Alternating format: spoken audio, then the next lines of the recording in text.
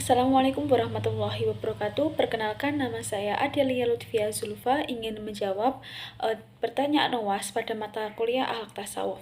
Yang pertama, nomor 1, klasifikasi akhlak tasawuf dibagi menjadi 4, yaitu tasawuf akhlaki. Tasawuf akhlaki ini lebih menekankan pada pemurnian akhlak dan perilaku sehari-hari. Konsep dari tasawuf akhlaki ini menekankan pentingnya menjalankan syariat Islam secara kafah, membersihkan hati dari sifat-sifat tercela dan menanamkan sifat-sifat terpuji. Tokohnya yaitu Imam Ghazali dengan karya Ihya Ulumuddin. Yang kedua adalah tasawuf falsafah. Tasawuf falsafah ini menggabungkan unsur-unsur filsafat dalam memahami hakikat manusia, Tuhan, dan alam semesta. Konsep dari tasawuf falsafah mencari hakikat melalui penalaran dan intelektualitas, serta melibat segala sesuatu sebagai manifestasi dari Tuhan. Tokoh ini yaitu tokoh dari tasawuf falsafah yaitu Ibnu Arabi. Kemudian tasawuf Syi'i.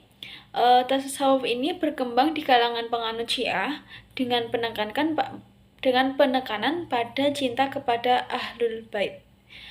Konsep dari tasawuf Syi'i ini menggabungkan ajaran tasawuf dengan ajaran Ahlul Bait serta menekankan pentingnya wilayah atau kepemimpinan sebagai jalan menuju kesempurnaan spiritual. Untuk tokohnya, beberapa tokoh sufi dari kalangan Syiah seperti Syekh Mufid. Kemudian yang keempat adalah tarekat. Tarekat ini organisasi sufi yang memiliki silsilah guru murid yang jelas dengan praktik khusus seperti zikir, muraqabah, dan wirid. Konsep dari tarekat ini, setiap tarekat memiliki praktek dan metode yang khas, namun secara umum bertujuan untuk mendekatkan diri kepada Tuhan melalui bimbingan seorang mursyid atau guru spiritual. Tokohnya yaitu Jalaluddin Rumi. Kemudian yang pertanyaan nomor 2, menurut Syekh Dunun Al-Mishri, taubat dibagi menjadi 3, yaitu taubat orang awam dari dosa. Taubat pada tingkatan ini merupakan taubat yang paling dasar. Ini adalah taubat yang dilakukan oleh kebanyakan orang, yaitu taubat dari perbuatan dosa dan kesalahan yang telah dilakukan. Taubat ini didorong oleh kesadaran akan kesalahan dan keinginan untuk kembali ke jalan yang benar. Yang kedua yaitu taubatnya orang terpilih dari kelainan. Tingkatan taubat ini lebih tinggi dibandingkan dengan taubat pertama. Taubat ini dilakukan oleh orang-orang yang telah mencapai tingkatan spiritual yang lebih tinggi, yaitu orang-orang yang membersihkan hati dari dosa-dosa besar. Kemudian yang ketiga adalah taubat para nabi dari tidak mendekatkan diri kepada Tuhan. Ini adalah tingkatan taubat yang paling tinggi dan hanya bisa dicapai oleh orang-orang yang sangat dekat dengan Allah, seperti para nabi dan wali. Taubat jenis ini bukan hanya taubat dari dosa dan kelainan, tetapi juga taubat dari ketidaksempurnaan dalam mendekatkan diri kepada Allah. Kemudian nomor 3, untuk menjelaskan syariat, hakikat, kemudian thariqat, dan ma'rifat. Syariat adalah fondasi dari seluruh ajaran Islam. Ini adalah hukum-hukum dan aturan-aturan yang telah ditetapkan oleh Allah Subhanahu wa taala dan disampaikan melalui Nabi Shallallahu alaihi wasallam. Syariat mencakup seluruh aspek kehidupan seorang muslim, mulai dari ibadah ritual, contohnya seperti puasa, zakat, haji, sholat. Kemudian yang kedua yaitu thariqat. Thariqat adalah jalan atau metode yang ditempuh untuk mencapai Allah Subhanahu wa taala. Ini adalah tahap setelah seseorang telah memahami dan mengamalkan syariat. Dalam thariqat, seseorang akan dibimbing oleh seorang mursyid untuk melakukan berbagai amalan. Contohnya amalan dari tarekat ini seperti zikir, muraqabah, dan wirid. Kemudian yang ketiga adalah hakikat. Hakikat adalah kenyataan sebenarnya dari segala sesuatu. Dalam konteks tasawuf ini, hakikat merujuk pada pengetahuan langsung dan pengalaman batin tentang Allah Subhanahu wa taala. Hakikat tidak dapat dicapai melalui pemikiran semata, melainkan melalui pengalaman spiritual yang mendalam.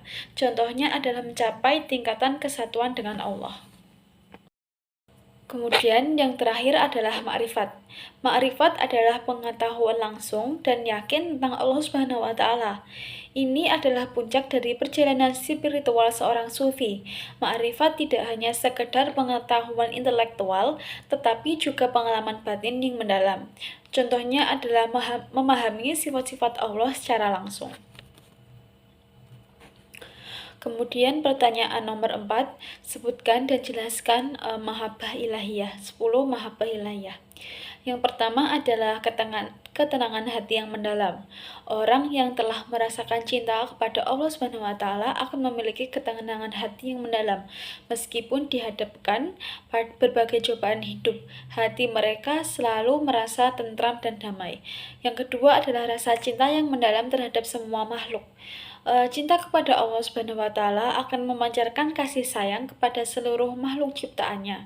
Mereka akan memperlakukan semua orang dengan baik tanpa membeda-bedakan. Yang ketiga adalah khusyuk dalam ibadah. Ibadah menjadi sumber kebahagiaan dan ketenangan bagi mereka. Mereka merasakan kehadiran Allah Subhanahu wa taala dalam setiap gerakan ibadah. Yang keempat adalah selalu ingat kepada Allah. Orang yang memiliki mahabbah ilahiyah akan selalu mengingat Allah Subhanahu wa taala dalam setiap keadaan, baik dalam keadaan kesendirian maupun di tengah keramaian. Yang kelima adalah sabar dalam menghadapi cobaan. Mereka mampu menghadapi segala cobaan hidup dengan sabar dan tawakal kepada Allah Subhanahu wa taala. Mereka yakin bahwa setiap cobaan pasti ada hikmahnya. Yang keenam adalah rasa syukur yang mendalam. Mereka senantiasa bersyukur pada segala nikmat yang telah diberikan oleh Allah, baik yang besar maupun yang kecil. Yang ketujuh adalah cinta terhadap Al-Quran dan Sunnah. Mereka memiliki kecintaan yang mendalam terhadap Al-Quran dan Sunnah. Mereka berusaha untuk mengamalkan dalam kehidupan sehari-hari. Yang kedelapan adalah merasa bersalah ketika melakukan kesalahan. Mereka akan merasa sangat menyesal ketika melakukan kesalahan dalam segera berusaha untuk bertobat. Yang kesembilan adalah rasa takut kepada Allah Subhanahu wa taala. Mereka memiliki rasa takut yang mendalam akan azab Allah. Namun rasa takut ini tidak membuat mereka menjadi pesimis, melainkan justru semakin memotivasi mereka untuk berbuat baik. Yang ke-10 adalah merasa rindu untuk bertemu kepada Allah dan Rasul-Nya. Mereka selalu merindukan untuk bertemu kepada Allah dan Rasul dan ingin segera kembali ke sisinya. Kemudian yang nomor 5, konsep-konsep tentang tasawuf falsafah. Tasawuf falsafah itu terdiri dari wahdat al-syuhud dan wahdat al-wujud, hulul, dan ittihad, merupakan puncak dari perjalanan spiritual seorang sufi. Konsep-konsep ini mencoba menggambarkan pengalaman mistik yang mendalam tentang penyatuan diri dengan Tuhan. Namun, pemahaman yang berbeda tentang konsep-konsep ini seringkali menimbulkan perbedaan penafsiran dan bahkan kontroversi. Yang pertama adalah wahdat al-syuhud. Wahdat al-syuhud ini kesatuan dalam penglihatan atau kesaksian. Konsep ini menyatakan bahwa seorang sufi yang telah menciptakan atau mencapai tingkat ma'rifat yang tinggi akan melihat segala sesuatu berbagai manifestasi dari Allah Subhanahu wa taala. Ia tidak lagi melihat dunia sebagai sesuatu yang terpisah dari Tuhan, melainkan sebagai cerminan dari keindahan dan keagungannya. Contohnya yaitu seorang sufi yang sedang bermeditasi melihat seluruh alam semesta sebagai cahaya yang memancarkan dari suatu sumber cahaya yang tidak hingga. Untuk contoh logisnya yaitu seperti halnya ketika kita melihat bayangan kita di cermin. Kita tahu bahwa bayangan itu bukanlah diri kita yang sebenarnya, tetapi hanya pantulan dari cahaya. Begitu pula segala sesuatu yang kita lihat di dunia ini hanyalah pantulan dan keindahan dari Allah Subhanahu wa taala. Kemudian adalah wahdat al-wujud. Wahdat al-wujud ini adalah kesatuan wujud. Konsep ini menyatakan bahwa tidak ada pemisahan antara zat Allah dengan makhluknya. Segala sesuatu yang ada adalah bagian dari wujud Allah. Contohnya yaitu Ibnu Arabi, salah seorang tokoh yang mengajarkan konsep ini, mengatakan bahwa segala sesuatu yang ada adalah manifestasi dari nama-nama dan sifat-sifat Allah. Contoh logisnya adalah seperti halnya ombak yang tidak dapat dipisahkan dari laut. Demikian pula segala sesuatu yang tidak dapat dipisahkan dari wujud Allah. Yang ketiga adalah hulul. Hulul ini adalah penyerapan atau penjelmaan. Konsep ini menyatakan bahwa Tuhan menjelma atau bersatu dengan makhluknya.